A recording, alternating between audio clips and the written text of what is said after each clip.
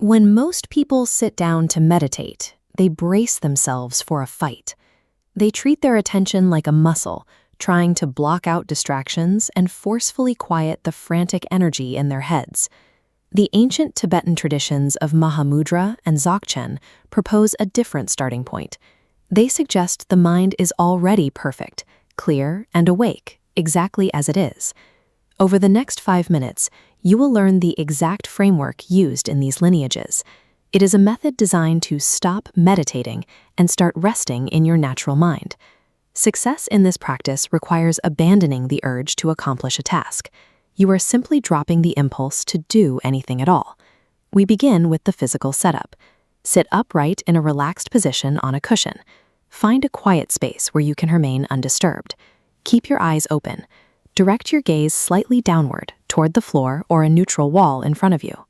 Instead of staring intensely at a single point, allow your vision to soften. You are widening your perspective into a floodlight view that takes in your entire periphery.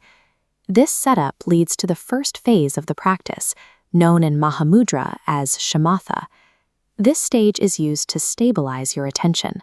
Tether your attention to a simple anchor. Look at a small object in your room, like a pebble, or focus on the physical sensation of your breath.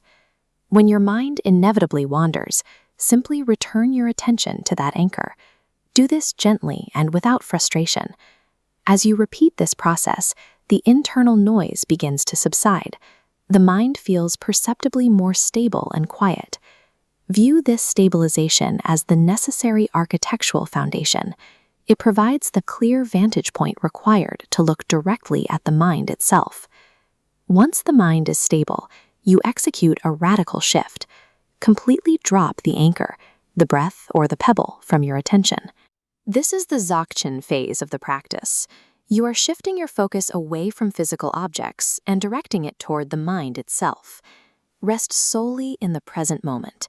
Stay in the nowness without trying to adjust or improve your current experience. There are 3 specific qualities to maintain here: effortlessness, presence, and naturalness. In this state, the mind feels vast and empty. It is a subjective experience of awareness that feels unobstructed by your own intentions. Focusing on a physical object traps the brain in the effort of maintaining a subject-object split. Shifting to open awareness allows the practitioner to see the mind as it actually is, open and without conceptual borders. Even in this state, thoughts and emotions will continue to arise. This is the primary failure point for most practitioners. When a thought appears, follow a strict protocol. Do not judge it, do not follow its storyline, do not attempt to suppress it. This is the Dzogchen practice of trekcho, or cutting through. It relies on the automatic self-liberation of thoughts. By recognizing a thought but leaving it exactly as it is, the thought loses its kinetic energy. It dissolves at the same moment it arises. This is often compared to writing on water.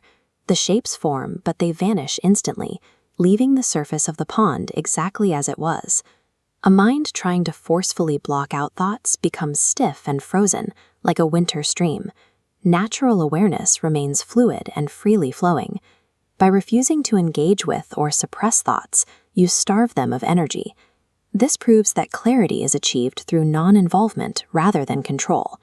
If you rested in the gap between thoughts for even a few seconds, you successfully experienced your ordinary mind. You have now completed the 2-part framework, using Mahamudra to stabilize the mind, and using Dzogchen to relax into awareness without grasping. Practice this in short, frequent 5-minute sessions throughout the day. This is more effective than attempting long, grueling meditation blocks. To truly deepen this practice and avoid plateauing, you must eventually seek out a qualified lineage teacher to receive formal pointing out instructions. This perfect mind is an ever-present reality. It exists right here in the nowness, waiting to be recognized.